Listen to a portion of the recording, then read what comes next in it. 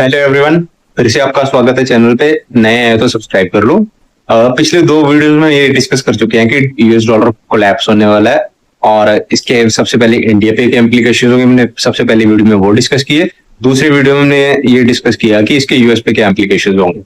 तो मैं अभी जो इस वीडियो में हम ये बात करने जा रहे हैं कि एकदम से यूएस के डॉलर के कोलैप्स होने की बातें चलना क्यों शुरू हो गई है। और इसलिए इंटरनेशनल मार्केटिंग में कुछ ना कुछ ऐसा तो हुआ कि जो उसने यूएस के इकोनॉमिस्ट को और इंडियन इकोनॉमिस्ट को सोचने में मजबूर कर दिया। और कुछ तो चैलेंज किया है किसी ने यूएस को। तो आइए आज इस वीडियो में ये स्टडी करते हैं, एक्सप्लोर करते हैं कि किस किस कंट्री ने की है और वो कैसे डाइवर्सिफाई कर रहे हैं यूएस डॉलर से। अब डाइवर्सिफाई से एक चीज और दिमाग में आती है कि हम हमेशा डाइवर्सिफिकेशन का पार्ट सबको पढ़ाते हैं, तो इसलिए समझ में आता है कि डाइवर्सिफिकेशन क्यों जरूरी है। ये अमेरिका मतलब जिन कंट्रीज ने हमें डाइवर्सिफिकेशन समझाई वो उसको खुद ही समझना भूल गए, तो अभी दैट्स वाई उन पे इम्पैक्ट आ रहा है। तो अब इस वीडियो में मैं डिस्कस करने जा रहा हूँ कि इनिशियली 3 कंट्रीज ऐसी निकली हैं जिन्होंने यूएस डॉलर की डोमिनेंस को चैलेंज किया, जिनमें ब्रिक्स नेशन में से 2 कंट्रीज हैं और एक यूएस का long time ally Saudi Arabia है। ब्रिक्स नेशंस में से चाइना और रशिया ने चैलेंज किया है। तो सबसे पहले स्टडी करते हैं चाइना ने क्या किया। चाइना ने जो लोकल ट्रेड है, बायलैटरल ट्रेड है, वो लोकल करेंसीज में करना शुरू कर दिया। अब वो एक सिग्निफिकेंट पोर्शन, जिसे हम सिग्निफिकेंट पोर्शन से मेरा मतलब है कि पहले वो ऑलमोस्ट 84% ट्रेड यूएस डॉलर में करते थे, अभी उन्होंने उसको घटा के 42% कर दिए और उसमें खुद की जो अपनी करेंसी है चाइनीज युआन और RMB करके मैकेनिज्म है उसको यूज करना शुरू कर दिया। अब इससे क्या हुआ कि उनकी वो जो डॉलर पे डिपेंडेंसी थी क्रॉस बॉर्डर ट्रांजैक्शंस में वो कम हो गई है। अब ब्रिक्स नेशंस और एक एम्ब्रिज करके मैकेनिज्म और लेके आया चाइना। अब चाइना ने क्या किया, चाइना ब्रिक्स नेशन जैसे कि ब्राजील, रशिया, इंडिया, चाइना और साउथ अफ्रीका, ये पांचों के साथ मिलकर चाइना ने एक डॉलर की जो सुपरमेसी उसको चैलेंज किया।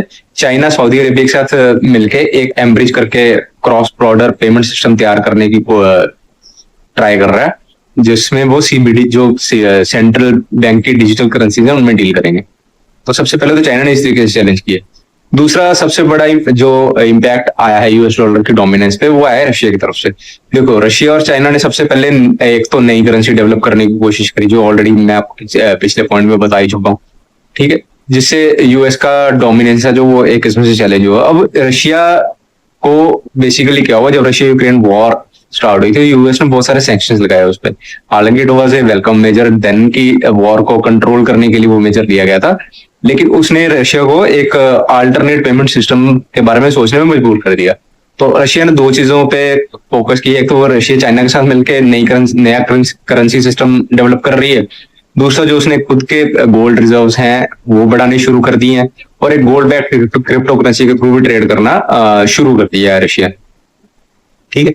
और तीसरा जो सबसे बड़ा झटका लगा यूएस को, जो यूएस ने एक्सपेक्ट भी नहीं किया था, वो ये था कि पिछले 50 साल से यूएस का सऊदी अरेबिया के साथ एक पेट्रो डॉलर एग्रीमेंट था, जिसमें वो था कि वो जब भी क्रूड ऑयल सेल करेंगे तो उन्होंने ट्रांजेक्शन हमेशा यूएसडी डॉलर में ही करनी है।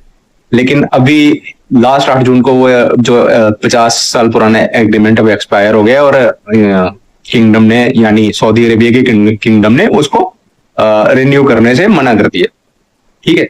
अब वो क्यों किया, क्योंकि वो अपना ट्रेड डाइवर्सिफाई करना चाहते हैं और बाकी की जो अल्टरनेट मार्केट्स हैं अपार्ट फ्रॉम यूएस उनको एक्सप्लोर करना चाहते हैं, ठीक है।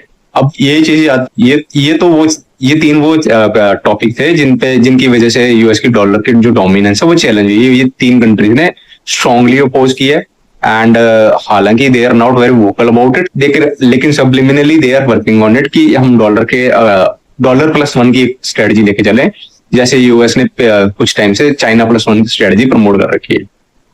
हालांकि याद रखने वाली चीज ये है कि जितने भी शिफ्ट्स हो रहे हैं ये इकोनॉमिक डायनेमिक्स की वजह से हो रहे हैं, कुछ जियोपॉलिटिकल फैक्टर्स भी इनको सपोर्ट कर रहे हैं और हर कंट्री के जो अलग अलग सर्कमस्टांसेस हैं जिसकी वजह से उन कंट्रीज ने इस चीज को एक्सप्लोर किया। Thank you very much. अगर आप यहाँ तक आए हैं इसी तरह के और इंफॉर्मेटिव वीडियोस करने के लिए, देखने के लिए लाइक करिए, सब्सक्राइब करिए और शेयर करिए और चैनल पे बने रहिए, इसी तरह प्यार देते रहिए। अभी इसी टॉपिक पे एक और वीडियो लेके आऊंगा मैं, तो स्टे ट्यून्ड फॉर दैट।